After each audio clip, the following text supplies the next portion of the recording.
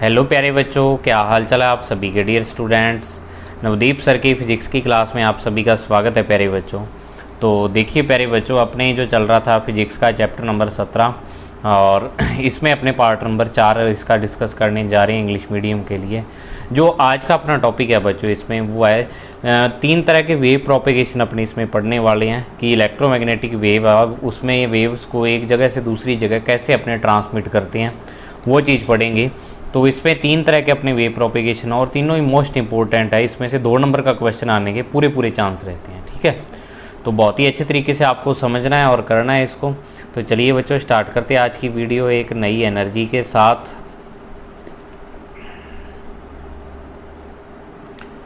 तो देखिए प्यारे बच्चों, प्रोपेगेशन ऑफ इलेक्ट्रोमैग्नेटिक वेव, इसमें देखो क्या है, प्रोपेगेशन क्या होता है, कितने टाइप का होता है वो सारा पढ़ेंगे। कि to transmit the electromagnetic waves from one place to another by different mediums is called transmission या प्रोपेगेशन ऑफ वेव्स। इसको ट्रांसमिशन भी बोल देते हैं कि इलेक्ट्रोमैग्नेटिक वेव को एक जगह से दूसरी जगह तक सेंड करना, ठीक है। उसको अपने क्या बोलेंगे, इलेक्ट्रोमैग्नेटिक वेव का प्रोपेगेशन इसे कह देंगे, ठीक है ना। भी एक जगह से दूसरी जगह अलग अलग डिफरेंट मीडियम के थ्रू, भी कोई ना कोई बीच में मीडियम होगा, उसकी हेल्प से अपने एक जगह से दूसरी जगह इलेक्ट्रोमैग्नेटिक वेव को ट्रांसमिट करेंगे या सेंड करेंगे, आप ये कह सकते हो। अब इसमें इंपॉर्टेंट टर्म्स, इसमें 2-3 जो वर्ड्स हैं जो आपके काम आएंगे और जो इसमें बार बार यानी रिपीट होते हैं। तो सबसे पहला है सेंडर, ठीक है। सेंडर क्या होता है, सेंडर यहाँ पर होता है हु सेंड्स सिग्नल, यानी जो सिग्नल को भेजता है या इलेक्ट्रोमैग्नेटिक वेव को भेजता है। अब सेंडर को ट्रांसमीटर भी बोल देते हैं यहाँ पर, ठीक है ना। आपको यहाँ वर्ड लिखा हुआ मिलेगा ट्रांसमीटर एंटीना। तो ट्रांसमीटर एंटीना मतलब जो सिग्नल को भेज रहा है एंटीना, उसको अपने क्या बोल देते हैं, सेंडर या ट्रांसमीटर, आप यहाँ पर लिख सकते हो। फिर आता है रिसीवर। रिसीवर मतलब हु रिसीव्स सिग्नल, जो यानी कि सिग्नल को रिसीव करता है उसको रिसीवर। और एक वर्ड आता है नॉइस। अब नॉइस क्या होता है, नॉइस होता है unwanted signals mixed in signals, यानी कि जो अनवांटेड सिग्नल होते हैं जो कि अपने जो इलेक्ट्रोमैग्नेटिक वेव वाले सिग्नल भेजते हैं उसमें क्या हो जाते हैं, मिक्स हो जाते हैं रास्ते में। रास्ते में भी क्या है कि मान लो एक जगह से दूसरी जगह आप इलेक्ट्रोमैग्नेटिक वेव को भेज रहे हो, तो रास्ते में बहुत सारी इलेक्ट्रोमैग्नेटिक वेव्स ऐसी होती हैं जो उसमें मिल जाती हैं, ठीक है ना। तो उन जो अपने को नहीं चाहिए होती हैं वो भी उसमें मिल जाती हैं, तो उसको अपने नॉइस बोल देते हैं ठीक है। तो अनवांटेड सिग्नल्स को अपने नॉइस कहेंगे। अब नेक्स्ट है there are 3 modes of transmission of electromagnetic wave from transmitter to receiver. Transmitter से लेकर रिसीवर तक पहुंचाने में इलेक्ट्रोमैग्नेटिक वेव 3 तरीके से अपने पहुंचा सकते हैं। अब सबसे पहला इसमें आता है, ये आता है ग्राउंड और सरफेस वेव प्रोपेगेशन, ग्राउंड या सरफेस वेव प्रोपेगेशन। तो अब इसमें देखो क्या होता है बच्चों कि सबसे पहली बात कि जो अपने 3 तरह के प्रोपेगेशन पढ़ने वाले हैं, इसमें अपने इलेक्ट्रोमैग्नेटिक वेव में जो टाइप था रेडियो वेव्स, पहला वो पढ़ेंगे। मतलब कि तीनों टाइप से अपने रेडियो वेव्स को एक जगह से दूसरी जगह भेजेंगे, क्योंकि जो कम्युनिकेशन सिस्टम है जिसमें अपने क्या करते हैं, इलेक्ट्रोमैग्नेटिक वेव को एक जगह से दूसरी जगह भेजते हैं, तो उसमें रेडियो वेव्स सबसे अप्रोप्रिएट रहती हैं, ठीक है। सबसे यानी बढ़िया तरीके से वही भेजी जा सकती है एक जगह से दूसरी जगह। और जो सिग्नल अपने भेजना चाहते हैं, मान लो आपकी आवाज़ है या व्हाट्सएप पर आप मैसेज भेजते हो, वो एक सिग्नल की फॉर्म में जाता आगे, तो वो इलेक्ट्रोमैग्नेटिक वेव के थ्रू ही आगे जाने में यानी कि बढ़िया तरीके से जा सकता है वो वाला, ठीक है ना। तो इस तरीके से अपने क्या करेंगे, इलेक्ट्रोमैग्नेटिक वेव से इसको सेंड करेंगे। अब नेक्स्ट देखो, इसमें सबसे पहले है ग्राउंड या सरफेस वेव प्रोपेगेशन। इसमें देखो क्या होता है कि in this mode transmitter antenna and receiver antenna are very near to earth surface.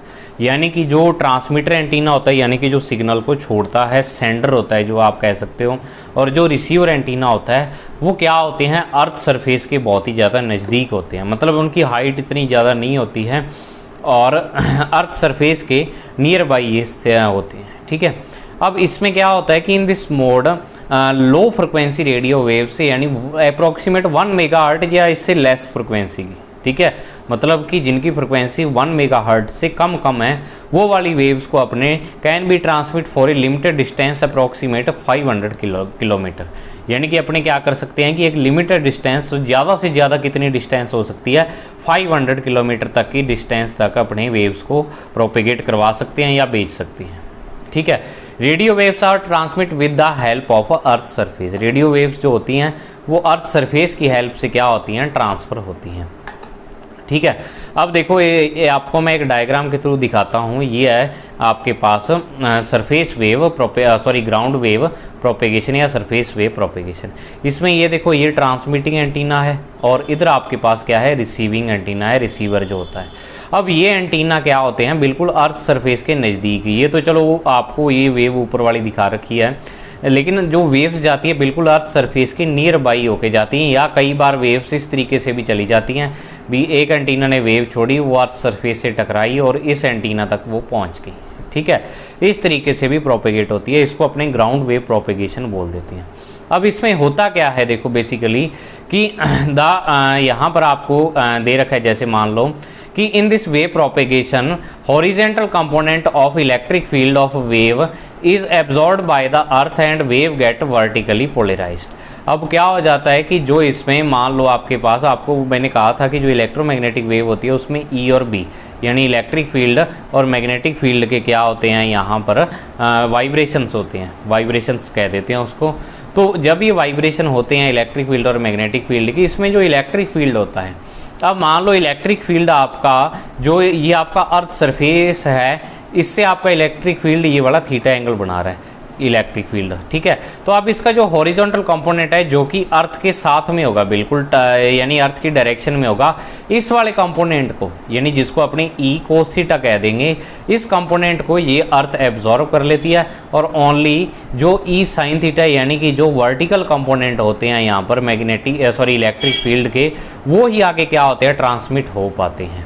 ठीक है, तो अपनी वेव जो होती है उसमें इलेक्ट्रिक फील्ड के ओनली वर्टिकल कंपोनेंट रह जाते हैं, और ये जो इंसिडेंट होती है जिसमें एक कंपोनेंट को तो अर्थ ने क्या कर लिया, रिसीव कर लिया, कैच कर लिया, एब्जॉर्ब कर लिया, और एक कंपोनेंट बचा, तो अब इस वेव को अपने पोलराइज्ड वेव कह देते हैं। ठीक है, इस जो इंसिडेंट इसको पोलराइजेशन कहते हैं और पोलराइज्ड कह देते हैं। तो in this wave propagation the horizontal component of electric field of wave is absorbed by the earth and wave gets vertically polarized. Vertically component रह जाते हैं तो उसको वर्टिकली पोलराइज्ड वेव अपने बोल देते हैं। अब the intensity of wave decreases with distance. अब इसमें क्या होगा कि जैसे जैसे डिस्टेंस दोनों टावर्स जो आपके एंटीना है या टावर जिसको कह देते हैं अपनी जनरली, तो उसमें जो डिस्टेंस है दोनों के बीच वो ज़्यादा होने पर जो इंटेंसिटी है वो क्या हो जाती है, डिक्रीज़ हो जाती है। ठीक है, अब उसके बाद दूसरे नंबर पर जो बच्चों यहाँ पर आता है वो आता है यहाँ पर स्पेस वेव प्रोपेगेशन। ठीक है, स्पेस वेव प्रोपेगेशन।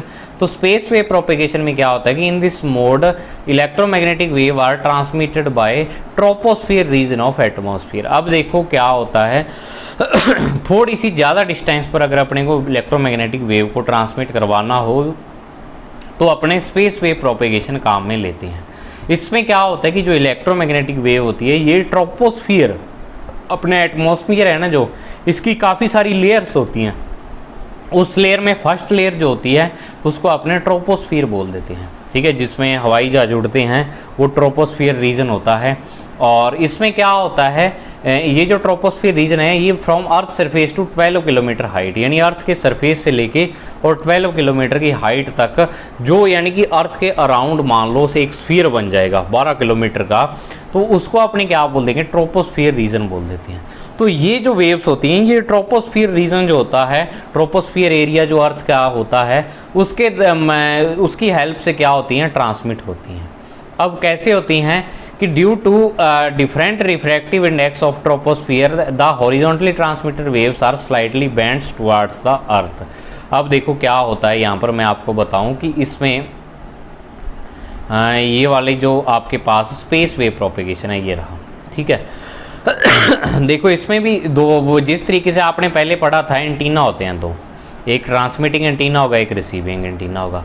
अब एक तो ये जो आपके पास ग्राउंड वेव प्रोपेगेशन या आपने जो सरफेस वेव प्रोपेगेशन था उसके कंपैरिजन में ये जो दो एंटीना है ये ज़्यादा डिस्टेंस पर होते हैं। ठीक है, अब होता क्या है कि ये जो आपके पास ये जो एंटीना है, अब यहाँ पर अर्थ का क्या है, ट्रोपोस्फियर रीजन है।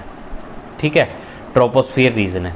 अब या तो क्या होगा कि ये वाले जो एंटीना है, जो ट्रांसमिटिंग एंटीना है, इसकी खासियत ये होती है कि ये ओनली इस तरीके से हॉरिजॉन्टल वेव्स को ही क्या करता है, इमिट करता है।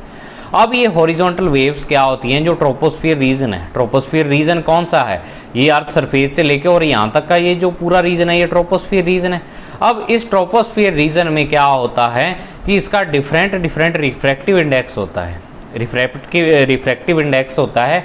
तो मतलब कि इसका खुद का क्या होता है, आप ऐसे कह सकते हो डेंसिटी होती है इस मीडियम की, ठीक है ना। तो अब इस रिफ्रैक्टिव इंडेक्स के कारण जो ये वाली वेव है वो क्या होती है कि यहाँ पर थोड़ी सी बैंड हो जाती है। कि मान लो कि इस एंटीना ने जो वेव छोड़ी थी वो वेव आपके पास बिल्कुल स्ट्रेट लाइन में जानी चाहिए थी, मान लो यहाँ से छोड़ी और यहाँ तक जानी चाहिए थी, ये डायरेक्ट जानी चाहिए थी, डायरेक्ट वेव। कई वेव्स तो डायरेक्ट जाती भी हैं, लेकिन ट्रोपोस्फियर रीजन के कारण क्या होता है कि जो वेव है वो थोड़ी सी बैंड हो जाती है और बैंड होके इस एंटीना तक पहुँचने लग जाती है ऐसे, ठीक है ना। कई वेव्स तो इस तरीके से बैंड होके पहुँचती हैं। अब कई वेव्स क्या होती हैं कि इस तरीके से जो ग्राउंड वेव प्रोपेगेशन है उसके थ्रू भी पहुंचने लग जाती हैं। तो मतलब दोनों ही तरीके से वेव्स पहुंच सकती है, लेकिन जो मैक्सिमम नंबर ऑफ वेव्स हैं वो क्या होती हैं कि जो ये वाला एंटीना है ये हॉरिजॉन्टल छोड़ता है और वो क्या हो जाती हैं कि जो अपना ट्रोपोस्फियर रीजन है इसके रिफ्रैक्टिव इंडेक्स के कारण अपनी जो मेन पाथ है उससे थोड़ा सा डेविएट हो जाती हैं या क्या हो जाती हैं, थोड़ी सी मुड़ जाती हैं, बैंड हो जाती हैं, ठीक है ना। तो आपको बस यही चीज़ इसमें याद रखनी है, जो आपके पास है ये वाला है जो स्पेस वेव प्रोपेगेशन आपने अभी पढ़ा है, उसमें मेन चीज़ याद रखने वाली क्या है कि जो इसमें वेव्स जाती हैं वो अर्थ के ट्रोपोस्फियर रीजन के कारण एक जगह से दूसरी जगह ट्रांसमिट हो पाती हैं, ठीक है। और एंटीना जो होता है वो हॉरिजॉन्टल वेव को ही हमेशा छोड़ता है और वो क्या हो जाती हैं ट्रोपोस्फियर रीजन में जब एंटर करती हैं तो उसके साथ बैंड हो जाती हैं और वहाँ तक पहुँच जाती हैं।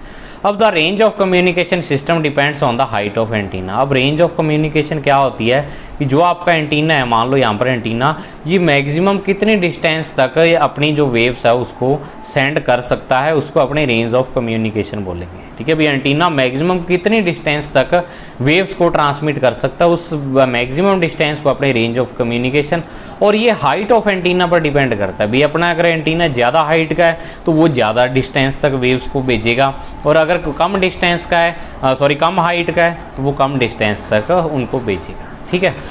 अब नेक्स्ट है इसमें कि due to curvature of earth, earth के कर्वेचर के कारण, कर्वेचर मतलब अर्थ कर्व्ड है ना, ऐसे स्फीयर है, तो कर्वेचर के कारण ज़्यादा लॉन्ग डिस्टेंस तक, वैसे तो अगर अपने ग्राउंड वेव प्रोपेगेशन की बात करें तो उससे तो ज़्यादा डिस्टेंस तक ही ये वेव्स को सेंड करता है, लेकिन बहुत ज़्यादा डिस्टेंस तक नहीं जा सकती क्योंकि जो अर्थ की कर्वेचर है वो इसमें क्या होती है, बाधा डालती है, ठीक है ना, उसको रोकती है। अब यहाँ पर एक फॉर्मूला है बच्चों, वो फॉर्मूला किसका है, वो फॉर्मूला आपका कि कोई एंटीना कितनी डिस्टेंस तक, कितनी मैक्सिमम डिस्टेंस तक जो वेव्स है उसको क्या कर सकता है, सेंड कर सकता है, ठीक है ना, जिसको अपने रेंज ऑफ कम्युनिकेशन बोला था, वो अपने इसमें डिस्टेंस फाइंड करेंगे। तो देखो ये आपका अर्थ सरफेस है, पी क्यू है, जो यहाँ पर पी क्यू यहाँ पर क्या है, अर्थ सरफेस है, और ये यहाँ पर एक एंटीना लगा है, इस ए एंटीना है, एच हाइट है इसकी, और सी जो अर्थ का पॉइंट है उस पर ये लगा हुआ है। हालांकि जो एंटीना है इसकी हाइट अर्थ के कंपैरिजन में बहुत कम होती है, अगर अपने अर्थ के साइज़ से एंटीना का साइज़ कंपेयर करें तो बहुत ही कम हाइट होगी, लेकिन यहाँ पर चलो अपने को दिखाने के लिए इन्होंने थोड़ी सी हाइट ये वाली दिखा रखी है, ये एच हाइट है, और ये ओ यहाँ पर अर्थ का सेंटर है, और सी से लेके ओ तक जो डिस्टेंस है ये अर्थ की रेडियस के इक्वल है, और इधर वाली भी ये वाली पी से लेके ओ तक ये भी अर्थ की क्या है, रेडियस है। अब इस अर्थ की रेडियस के कंपैरिजन में जो एंटीना की हाइट है ये बहुत कम है, अर्थ की रेडियस तो होती है 6400 किलोमीटर, ठीक है, 6400 किलोमीटर, यानी आप कह सकते हो 6.4 × 10⁶ किलोमीटर आप इसको बोल सकते हो, ठीक है ना। तो 6.4 × 10⁶ मीटर आप इसको कह सकते हो। तो इतनी 6400 किलोमीटर जब ये हो गया तो मतलब कि इसके कंपैरिजन में जो एंटीना होता है ये तो आप ज़्यादा से ज़्यादा कितना हाइट का लगा सकते हो, 100 फुट का लगा सकते हो, 500 फुट का, 1000 फीट का, 1000 फीट का भी अगर एंटीना है आपका तो 300 मीटर ही बनी, तो 6400 किलोमीटर और 300 मीटर, तो उसके कंपैरिजन में एच की जो होता है बहुत ही कम होता है। ठीक है। तो अब अपने क्या कर रहे हैं कि ये वाली दोनों साइड डिस्टेंस अपने मान लो कि ये ए से लेके इधर एक पी बिंदु है जहाँ तक ये एंटीना मैक्सिमम ट्रांसमिट कर सकता है वेव को, और यहाँ इधर क्यू पॉइंट है जहाँ तक क्या कर सकता है ये ट्रांसमिट कर सकता है। तो इसकी जो डिस्टेंस है वो अपने डी है यहाँ पर एज्यूम कर लिया है, ठीक है ना। डी डिस्टेंस है, डायरेक्ट डिस्टेंस है उस सी पॉइंट से। Let an antenna of height h at point C on Earth. The electromagnetic wave from the top of antenna reach up to the point P and Q. P and Q point तक antenna की जो waves है वो पहुंचती हैं। सो range of communication, जो range of communication यहाँ पर होगी CP यानी C से लेके P तक और C से Q तक, ये दोनों साइड ही सेम होगी। कितनी? D डिस्टेंस यहाँ पर हो जाएगी, ठीक है। और if radius of earth R and O is the centre of earth, then from right angle triangle OPA। अब यहाँ पर समझने वाली ये बात ये है कि देखो वैसे तो अपने को राइट एंगल ट्राइंगल लग रहा है ये OCP, लेकिन अपने इस वाले ट्राइंगल को भी क्या कर रहे हैं, राइट एंगल ट्राइंगल मान रहे हैं। अब उसका रीज़न ये है कि जो आपको ये अलग अलग दिख रही है ना PA और PC, ये एक्चुअल में क्या होता है कि जो ये PC है और PA बिल्कुल इसके साथ साथ होती है, क्योंकि एंटीना की हाइट बहुत ही ज़्यादा कम है। तो लगभग PA और PC अपने ऐसे मान सकते हैं कि PA की जगह PC जो साइड है वो मान सकते हैं। तो मतलब कि आप यहाँ पर ये मान सकते हो कि ये वाला जो ट्राइंगल है आपके पास, इधर वाला ये ट्राइंगल है, ये आपके पास राइट एंगल ट्राइंगल है, और इसमें जो राइट एंगल है वो आपका ये 90 डिग्री का है। क्योंकि देखो PA जो यहाँ पर है ये अर्थ के सरफेस पर एक टेंजेंट है, और ये रेडियस और टेंजेंट एक दूसरे से 90 डिग्री के एंगल पर होती हैं। अब ये वाली जो डिस्टेंस है ये अपने R+H एज्यूम करते हैं, ठीक है, R+H होगी। और ये वाली जो डिस्टेंस है ये PA डिस्टेंस है, इसको अपने D मानेंगे। हालांकि D डिस्टेंस नीचे वाली है, लेकिन PA और PC को अपने एक जैसा मानते हैं, तो ये D डिस्टेंस है और इधर वाली डिस्टेंस आपके पास R है, ठीक है। तो इसमें अपने पाइथागोरस थ्योरम लगा देते हैं। OA² is equal to OP² plus PA²। तो एक डिस्टेंस है R+H के स्क्वायर और दूसरी साइड आ जाएगी R² प्लस D², ठीक है। तो R+H का होल स्क्वायर आपका R² plus 2RH plus H² is equal to R² plus DA²। और यहाँ पर अपने ये एज्यूम कर रखा है कि PA इज इक्वल टू लगभग बराबर है PC के और D के इक्वल है दोनों। तो अब दोनों साइड से क्या हो जाएगा, R² से R² कैंसिल हो जाएगा और होगा क्या, यहाँ H कॉमन आ जाएगा और ये 2RH प्लस H बचेगा और इधर D²। अब 2R प्लस H, क्योंकि 2R H के कंपैरिजन में बहुत ज़्यादा है, तो जब बहुत बड़ी आप अमाउंट में बहुत छोटी अमाउंट जोड़ोगे तो अप्रॉक्सीमेट आपका 2R के इक्वल ही आएगा। तो इसको अप्रॉक्सीमेशन लगा के अपने 2R के इक्वल मान लेते हैं, और ये H है। तो D जो आ जाएगी वो आपकी 2RH पर आ जाएगी, और आप देख भी रहे हो कि जो D है वो √H के क्या है, प्रोपोर्शनल है डायरेक्टली। मतलब कि जैसे जैसे आप हाइट इंक्रीज करोगे D जो आपका रेंज ऑफ कम्युनिकेशन है वो भी क्या हो जाएगा, आपका इंक्रीज हो जाएगा, ठीक है। अब यहाँ पर ये एक चीज़ आपके बुक में नहीं दी हुई है, हालांकि एक न्यूमेरिकल में दी हुई है, लेकिन इंग्लिश मीडियम वाली बुक में वो न्यूमेरिकल भी नहीं है।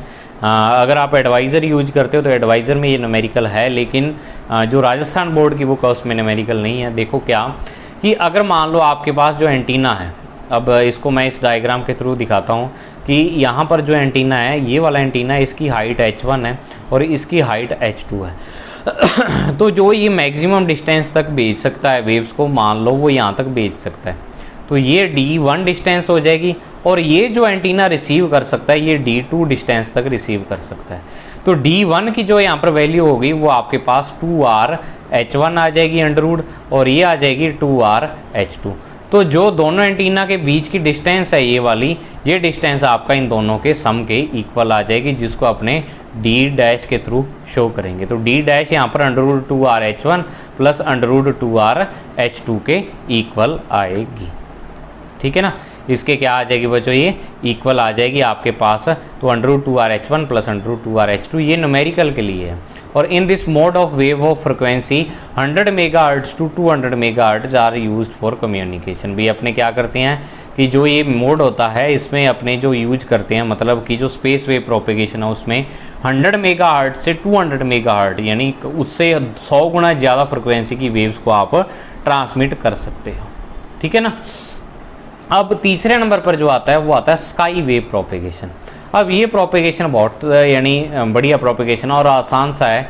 अब इसमें देखो क्या होता है कि मैं आपको यहाँ पर इस डायग्राम के थ्रू सबसे पहले बताता हूँ कि देखो आपके पास क्या आ जाएगा यहाँ पर कि जो स्काई वेव प्रोपेगेशन है, जो आपने इससे पहले स्पेस वेव प्रोपेगेशन पढ़ा तो उसमें जो वेव्स ट्रांसमिट हो रही थी वो हो रही थी ट्रोपोस्फियर रीजन के कारण, ठीक है।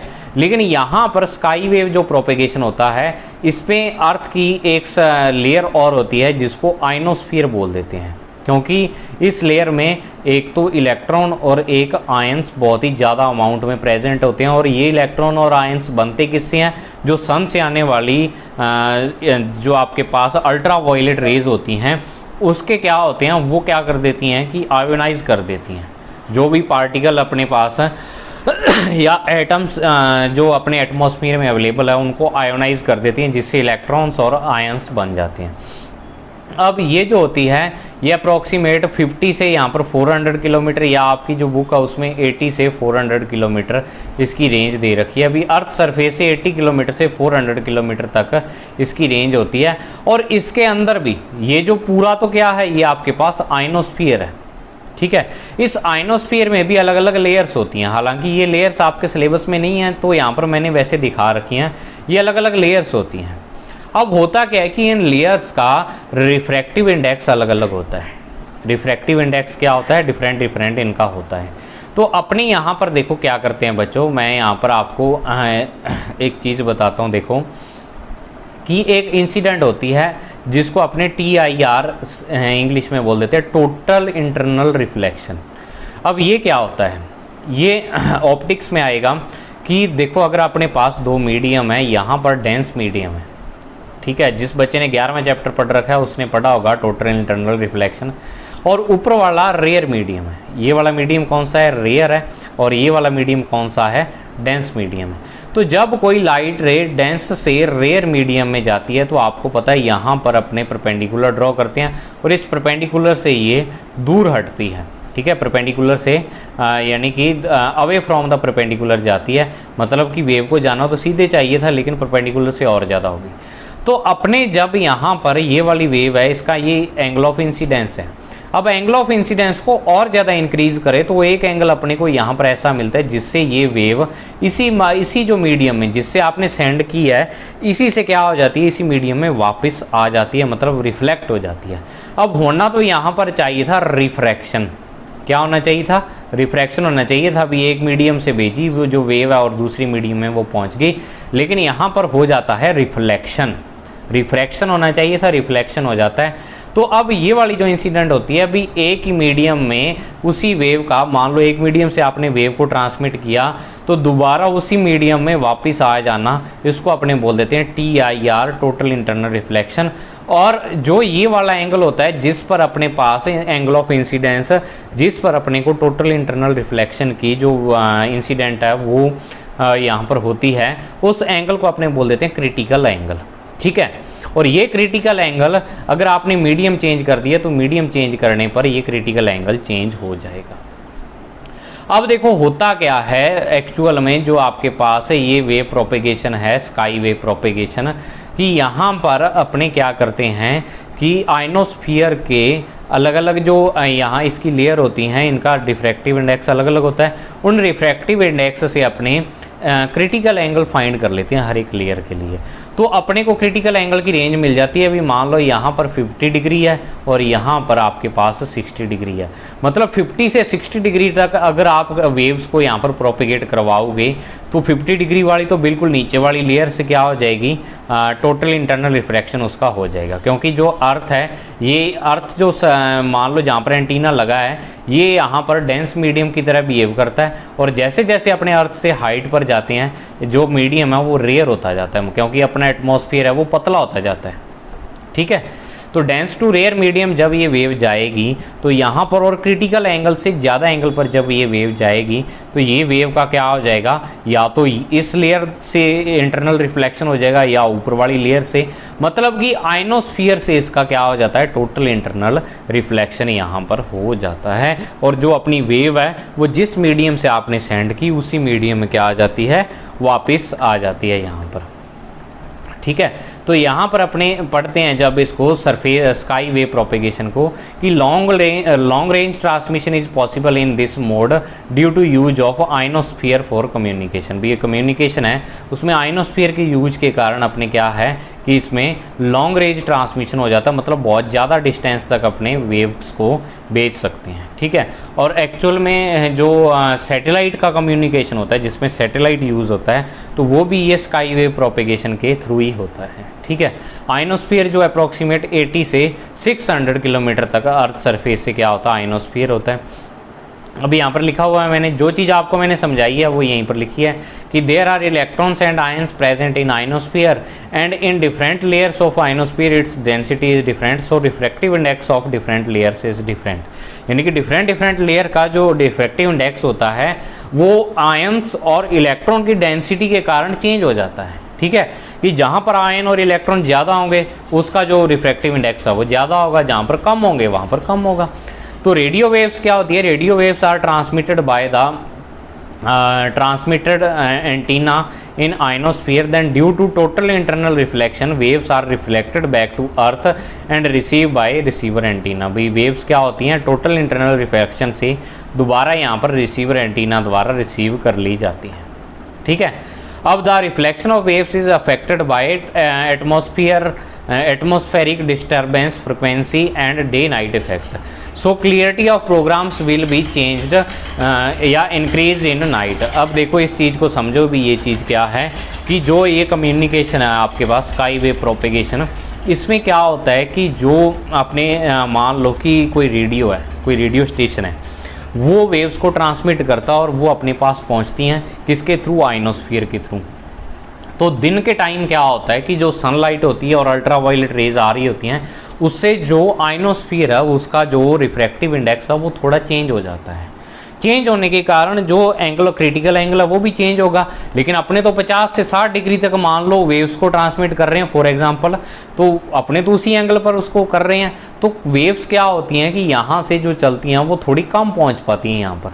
लेकिन रात के टाइम क्या होता है कि सन नहीं होता, सनलाइट नहीं होती, तो जो आइनोस्फीयर का रिफ्रैक्टिव इंडेक्स है वो थोड़ा सा सही हो जाता है, मतलब ठीक है ना, चेंज हो जाता है फिर से। तो नाइट के टाइम में जो वेव्स है जितनी अपने भेजेंगे ज़्यादातर वेव्स वो रिसीवर एंटीना के पास पहुंच जाती हैं। तो आपने सुना भी होगा पुराने टाइम में, अब तो रेडियो वगैरह नहीं चलते, लेकिन पुराने टाइम में क्या होता था जब रेडियो चलते थे तो रेडियो में जो वेव्स यानी कि रात के टाइम रेडियो में क्लियरिटी ज़्यादा आती थी आवाज़ की, प्रोग्राम अपने सुनते थे ना उसमें ज़्यादा क्लियरिटी से सुनते थे, और दिन के टाइम थोड़ी क्लियरिटी कम हो जाती थी। आप अपने पापा से पूछ सकते हो, वो तो रेडियो के टाइम के हैं, उनके टाइम में रेडियो चलता होगा, तो उनसे पूछना कि ऐसा होता था क्या, वो कहेंगे हाँ ऐसा ही होता था। तो वो इस कारण होता था कि दिन में रिफ्रैक्टिव इंडेक्स है वो चेंज हो जाता है और रात में और चेंज हो जाता है। रात में बिल्कुल सही हो जाता है, दिन में अल्ट्रावायलेट रेज के कारण क्या हो जाता है, रिफ्रैक्टिव इंडेक्स चेंज होने के कारण जो अपने को यहाँ पर पूरी वेव्स उतनी यानी बढ़िया तरीके से नहीं मिल पाती जितनी रात के टाइम मिल पाती हैं। ठीक है, अब maximum frequency that can be used is 30 to 40 megahertz for this mode of propagation. यानी इस मोड ऑफ प्रोपेगेशन में अपने 30 से लेके 40 मेगाहर्ट्ज तक की फ्रिक्वेंसीज को यहाँ पर ट्रांसमिट करवा सकते हैं। ठीक है, लेकिन बहुत इसमें फ़र्क क्या है जो स्पेस वेव और स्काई वेव प्रोपेगेशन है कि स्काई वेव प्रोपेगेशन में अपने बहुत ज़्यादा डिस्टेंस तक इसको ट्रांसमिट करवा सकते हैं। ठीक है, तो ये आपके पास 3 मोड ऑफ प्रोपेगेशन थे। अब हालांकि इनकी थ्योरी बहुत है, बहुत ज़्यादा डिटेल में आप इसको पढ़ सकते हो, लेकिन यहाँ पर जितने आपकी बुक में दिया हुआ है मैं आपको उसी हिसाब से करवा रहा हूँ बच्चों। ठीक है, तो मुझे उम्मीद है आपको ये वीडियो पसंद आई होगी, कमेंट में ज़रूर बताना आप।